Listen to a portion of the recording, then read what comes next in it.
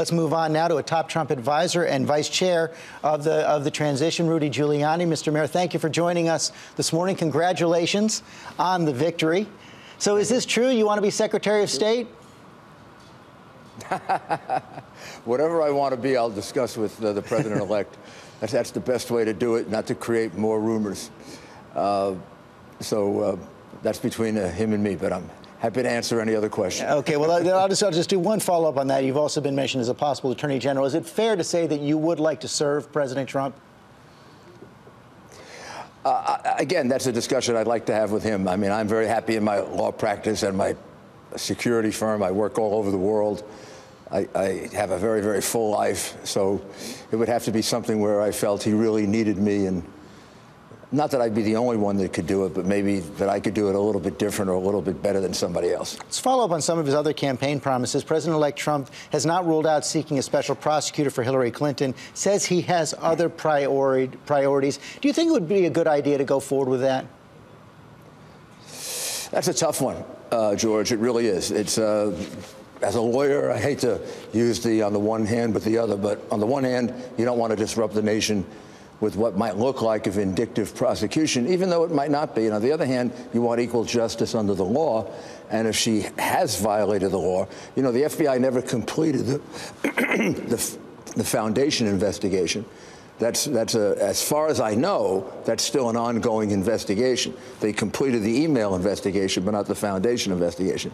Exactly what you do with that, I guess the next Attorney General is going to have to figure that out. I don't know if that'll be me or not, but the next Attorney General would have to figure that out. And I'm going to make a guess, not a definitive statement. I would think if you had to make a decision like that, you'd give that to an independent counsel.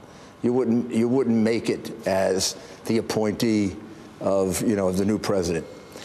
We have a lot of precedent for that. We've done that in the past.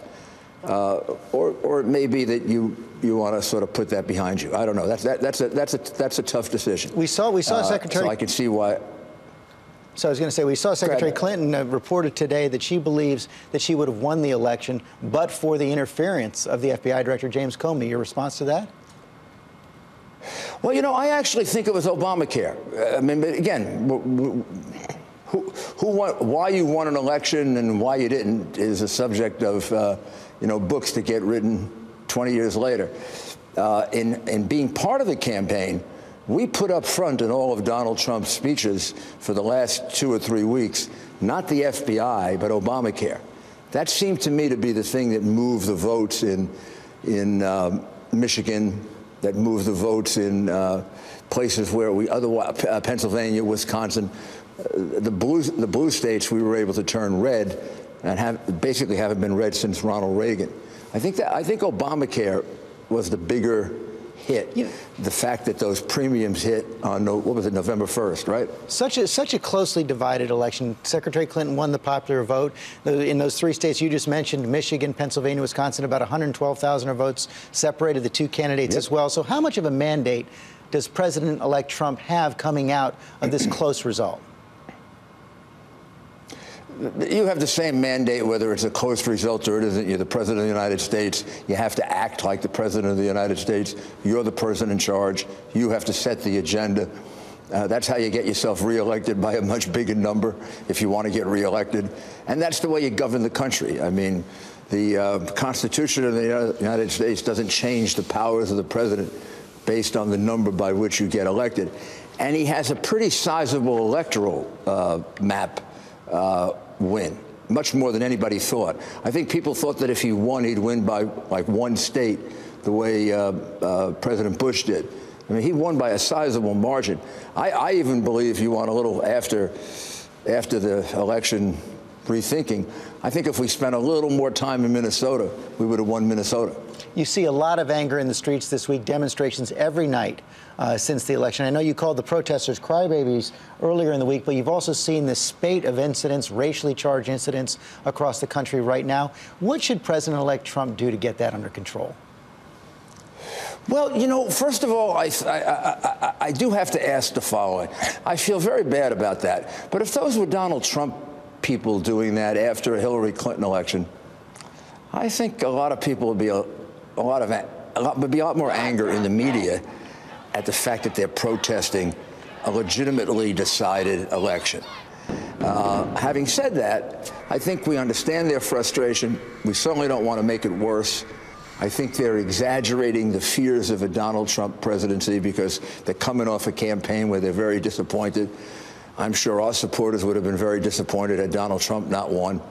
And I just hope it calms down. Now, where it goes into violence, I have a zero tolerance for riots. I took over a city that had 2 riots in 4 years, and I had none. And they knew they couldn't riot on me.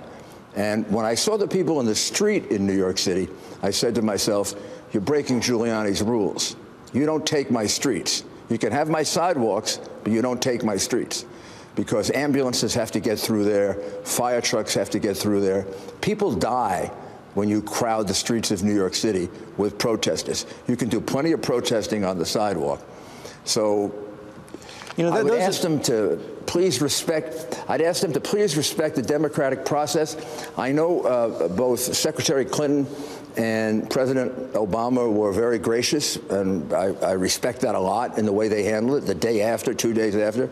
But I wish they would say something about it, too, because, after all, these are supporters of President Obama and Hillary Clinton, and maybe they could say something about this. Really not the right thing in a democracy. Well, they've said that everybody should. President Obama said that everybody should root for the success of President-elect Trump. But what about those are the protesters protesting President-elect Trump? What about those Trump supporters out there? And we've seen several incidents of this with racially charged intimidation of students and things like that. Doesn't President-elect Trump have some responsibility to say something about that? Well, They shouldn't be doing it either. But I mean, the major focus here is at least the one that I was in a couple of days ago, where they saw me in the car and they started banging on my car.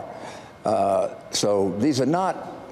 And I want to amend my statement a little bit. I'm not sure these are even Hillary Clinton, Barack Obama supporters. I think these people are. Kind of like professional protesters. More, they didn't look to me like all those protesters in all those cities, professionals. Well, yes, you gather a certain number of people around you, but they didn't look to me like people who were carefully studying political science and were all upset about the ideology of the election.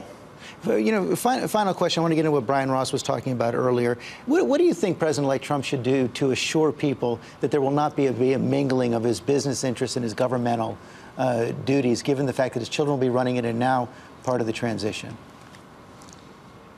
Well, my advice would be that once he enters office, there should be a separation, a blind trust or some kind of blind trust. As Brian pointed out, it's different in the case of a president. They have a lot more leeway in the way they can fashion it. But I think, for the good of the country and the fact that you don't want a question coming up every time there's a decision made, he should basically take himself out of it and just be a passive participant, in the sense that he has no decision-making, no involvement, and those decisions get made separate from him, which is the way it's done for most cabinet offices, or I think all cabinet offices. Mayor Giuliani, thanks very much for your time this morning. Thank you very much, Joe.